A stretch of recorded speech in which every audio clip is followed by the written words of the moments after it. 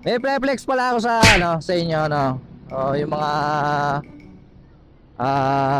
owner ng PCX no. Honda PCX 160 na road sync diyan no. Wow. So, flex ko lang sa inyo itong ano, itong ilaw niya. Not sure kung parehas na to nung ano, nung standard no.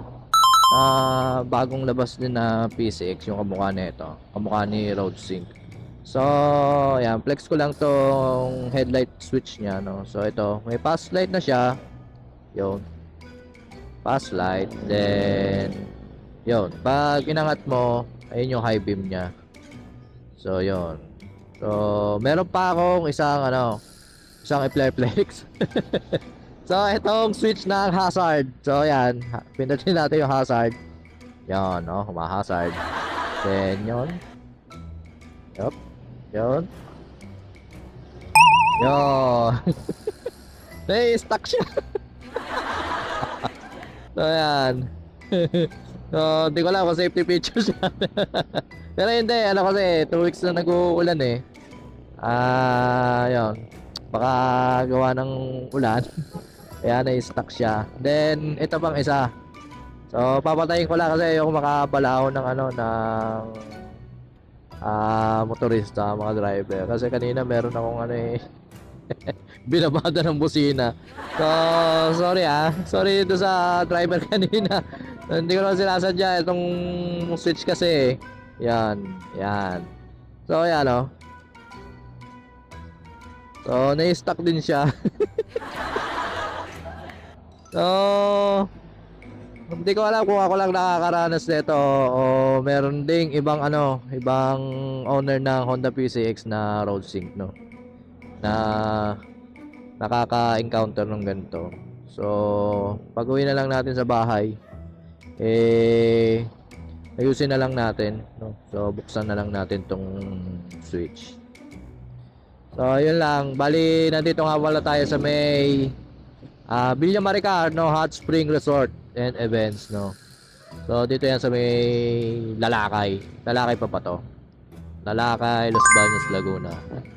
So, bali kasi ngayong araw ay pipick up tayo ng ano, ng pina-incubate natin na ano, na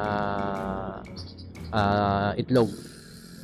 So, yun ay Rhode Island Red, no. So, yun, no. Shout out. Shout out! Magsasakay pala.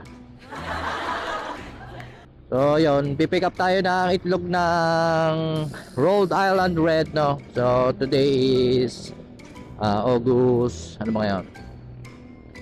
August 19. Bali kasi yun ay ano, dinaanan natin kahapon. Nakalagay kasi doon sa ano, doon sa receipt ay August 17 yung pisa ng ating mga pina-incubate. So kahapon pinuntahan natin eh hindi pa totally lahat ay napisa. So 12 yung ating sinalang doon, pinasalak. Then ang napisa na kahapon ay 4. Tapos may dalawa pa daw na ano, na papalabas pa lang. So yun. Ayun ang pipikapin natin ngayon. So sana 6 sa 12.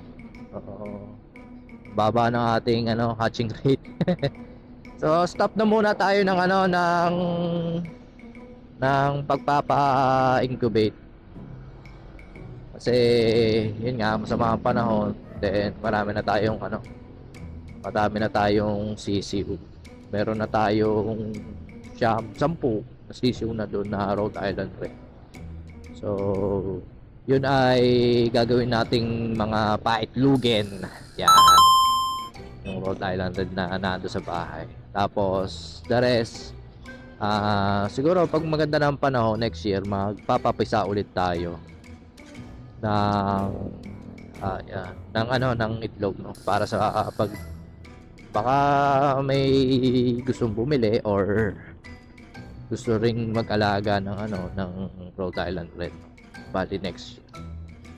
So yun lang guys. So ayan, masama pa rin ang panahon ngayon. Ingat pa rin tayong lahat, no. Basa ang kalsada. Sa iba ano, sa Manila baha pa rin, no. So yun lang guys. Ride safe everyone and peace out. So yo.